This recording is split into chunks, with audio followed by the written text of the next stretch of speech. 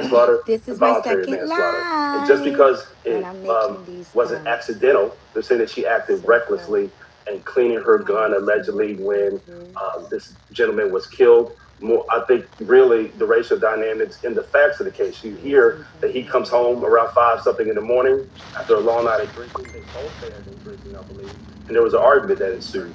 And so you logically think that she was upset for whatever reason. He was out all night drinking, coming back late, and she got her gun and she killed him. Now that doesn't sound accidental to me. If anything, at the minimum, it sounds like she acted rashly in a heat of passion and shot him, which would have really led to a more appropriate charge of voluntary manslaughter versus involuntary manslaughter, which would have been her acting recklessly, cleaning a firearm that was on safety, and killing him in a reckless manner.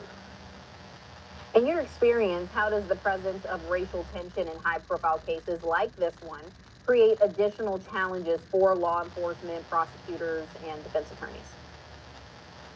It really just weighs on them. You know, they watch the news, they have parents, they have friends, they have social media like everybody else. But, you know, once you get past the immediate hoopla from the media, TikTok, Facebook, YouTube, and everything, and in between, you have to get to the nitty gritty of the case. Most cases are not tried immediately after a murder or investigation. It may be a year or so before this case goes to trial, and the lawyers involved with it will try to, well, at least the prosecutor will try to say, look at the facts of this case. He'll try to eliminate jurors who may be racially motivated one way or the other. And the defense will try to probably use that to uh, also help his client's case out, saying that this woman is being prosecuted for racial tensions that are irrelevant to this case. This was a situation where she accidentally shot him. He'll probably argue that she should have never even been charged with involuntary manslaughter. So the racial dynamics really affect everybody during the investigation and throughout the the pretrial phase of the case. But during the trial of it, it's used sometimes to inflame jurors who are sitting there, and also to raise just the profile of the case in general. And you've been doing this for a long time. You've seen a lot of cases, similar cases where the racial background of the parties involved led to public outcry and led to calls for a different legal response. What can we learn from those situations that might apply here? Every case is different, and so things ebbs and flows. So if you think about the summer of 2020, when you had George Floyd, you had Ahmaud Arbery, you had all those cases, and there was really a heightened public awareness to, unfortunate racial injustice and racial tensions. We've kind of moved somewhat away from the big public cases where that has happened, and this is a different situation. This is a domestic situation where really the only true sense of racial tension is from the public, from what we're seeing. The public who thinks that this investigation should have been handled differently. There's been no evidence that I have seen yet showing that the accused had any racial animus in her heart and mind when this happened, but we'll see where things go. And then ultimately when they get in that courtroom, judges do give good instructions telling jurors that they should listen to the facts of this case, that he will make decisions regarding the law, and nothing outside of the facts of the case should guide your decision making when making a decision whether a person is innocent or they should be guilty. They tie it up with only seconds left.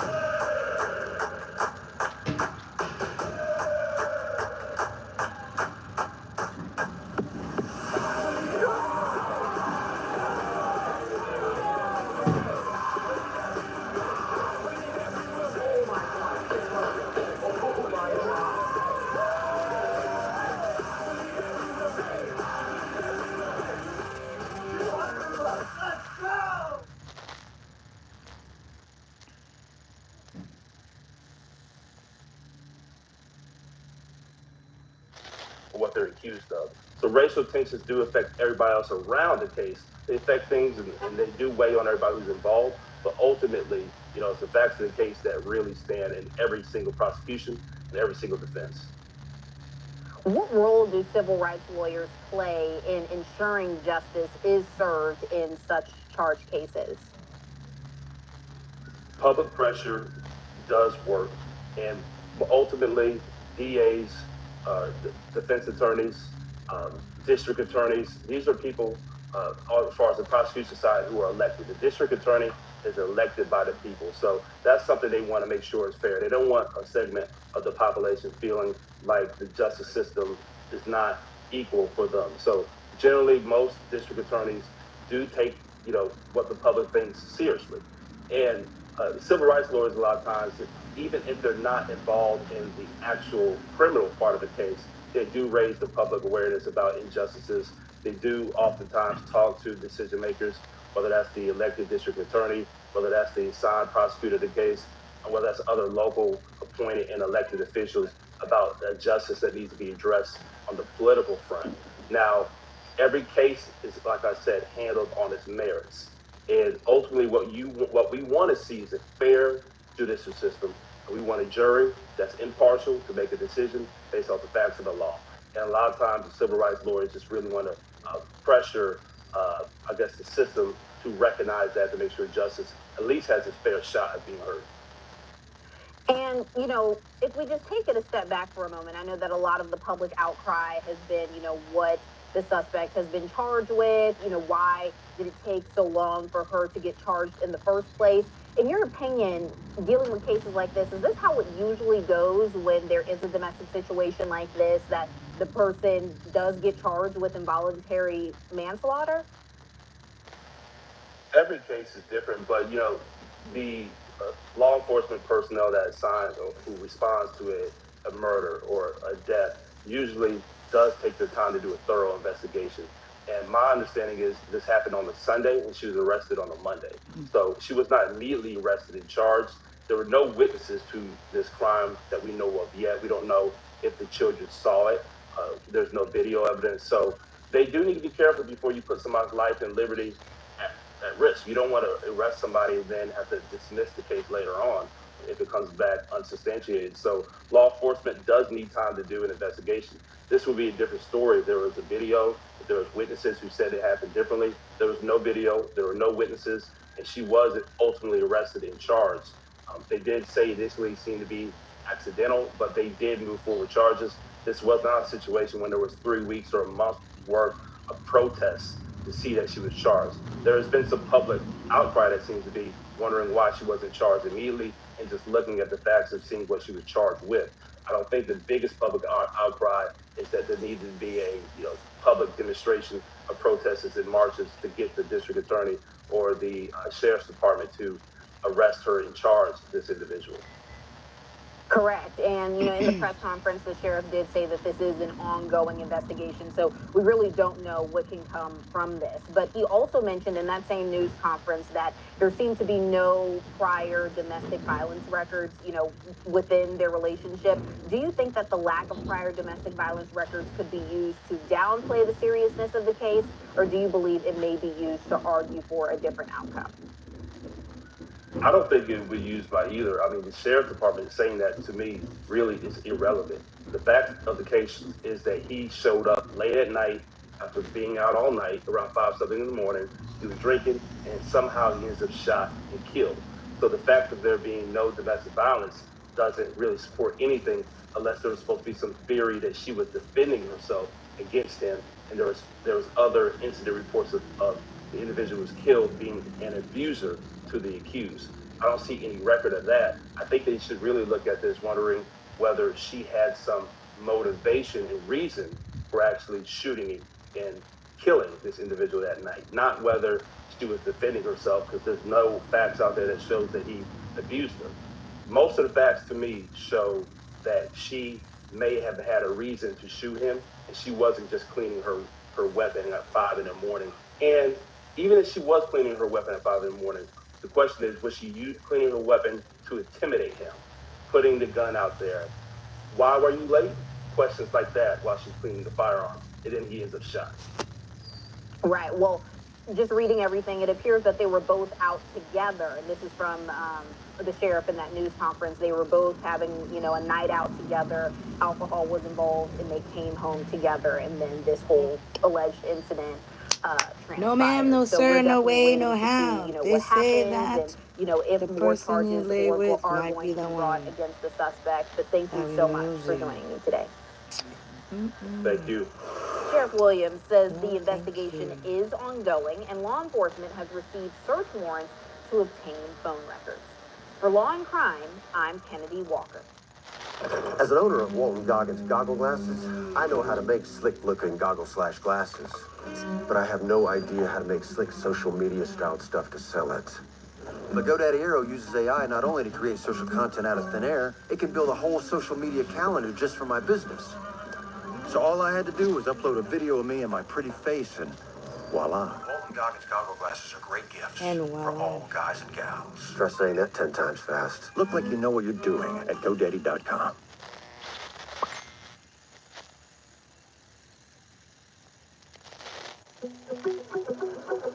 CubeSmart's 10x10 storage units are a great solution for freeing up extra space in your office, small business inventory, or storing the contents of a one-bedroom apartment.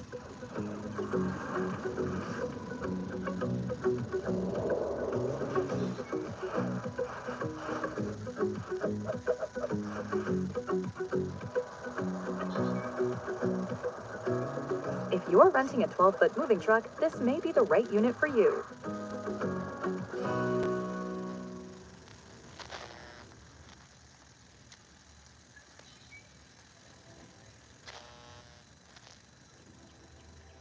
Oh, I'm coming around the last one. Do you know how much investigation I watch? Do you know how much true crime I watch? You can't get away with nothing. Jesus. There's cameras everywhere.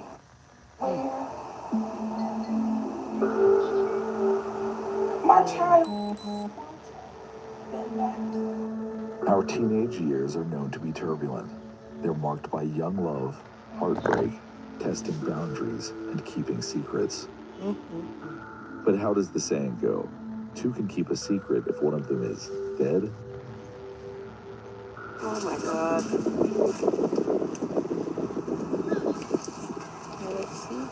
Here, let me step back.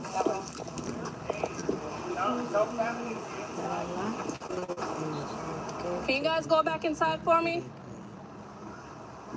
Thank you.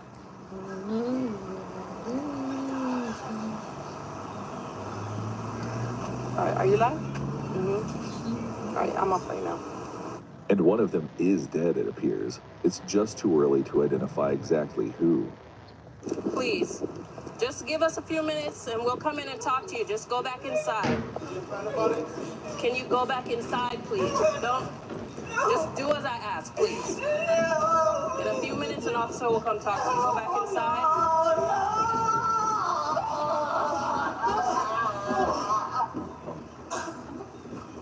Can you just, please, take her inside. Go back in your apartment for me, please.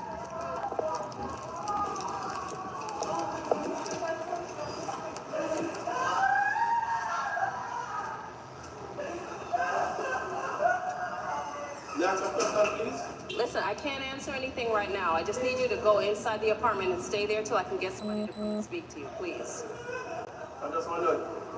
Listen, what did I just ask? Just give us a few minutes and somebody will come and talk to you. Just give me a few minutes. Go ahead and go inside. Okay, go ahead and go inside for me. The search for a missing teen might be coming to a close outside an apartment complex in Broward County, Florida. 18-year-old Dwight Grant, who friends and family call DJ, should be gearing up for Every great meal starts here. With farm fresh I hope quality I don't get you in can trouble see, for watching my and show value while I'm you doing can't live. ignore. So no matter what you're craving, you'll enjoy it even more. Nice salad. Because you got everything your I had the family best deserves salad at yesterday. prices you can afford.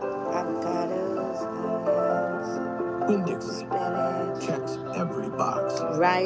Oh, homecoming the and rice was graduation when he suddenly amazing. disappears on a Tastes like Sunday in cans and mid-October crisps. 2021. Yeah, Grant my is a friend can senior at cook. My Miramar baby High girl School can in cook. Broward County.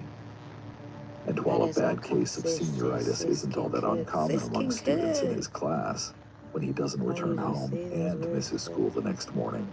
That's when alarm bells ring. I have anxiety and depression, so like he would No, man, baby. Okay, so he would check on you. Do you know the girl that he's talking to or trying to talk to? No. No? Does he have a girlfriend? Not to my knowledge, no. No? Okay. All right. So you haven't seen him or... What's up, man? No, everything good? Okay. All right. Okay. Thank you very much. Okay, so you haven't spoken to him since... Is this his behavior? Like, does he do it? He's a good kid? He's a good kid. He doesn't drink. He doesn't smoke. If he goes out, he has a plan. He goes out with his friends. He calls literally all of us all the time to let us know, like, what's up, how you are. Okay. All right. In the morning, at night, make sure I'm okay. Okay. Same thing with these kids. Have they seen him? Let me speak to them really quick. Grant's friends say he's a gamer. He doesn't run around town getting into trouble. He doesn't drink or smoke, and he certainly doesn't disappear. His friends, along with Grant's family, spend Monday handing out flyers and searching for him on foot. By Tuesday, police are canvassing the area near Sherman Circle North, a Miramar neighborhood residents describe as peaceful. Or it used to be peaceful, until around 2 p.m. on Tuesday, October 19th, when they find something in the bushes. It's a body, and not just any body, but a body belonging to a young man. Young enough to be a Miramar high school student? Police aren't quite sure. What they can say, almost for certain, is that Broward County is about to investigate a shocking homicide. Police find the body hidden in some bushes outside the apartment complex where Grant lives. The victim's body might have been easy to miss. That is, if it weren't for the blood-stained sidewalk leading investigators right to him. There are 4 detectives on scene. They convene around the body and engineer a report containing what they know so far. A young man was killed. His body was discarded in the apartment complex's landscaping. I don't know if what this appears to can be be 2 okay stab for wounds, the live. I one don't to the know. neck, If it takes and it one to down, the no chest. problem. But And when they look I closely, need to have they strict notice something rules and else. hopefully... The unknown victim is a perfect match for the description Grant's family gave police. But it's too soon to make an identification. For now, police block off the area surrounding the body and begin processing the scene for evidence. Pues this all happened aquí abajo, ¿no? Aquí abajo. Sí. Ahí abajo del stairwell que está ahí había mucha sangre, inclusive probablemente están tratando de limpiarlo. Hay una cámara aquí, hay 2 cámaras aquí, y hay una cámara en esa esquina donde lo tiraron. Woo! On Sunday, he went missing Sunday.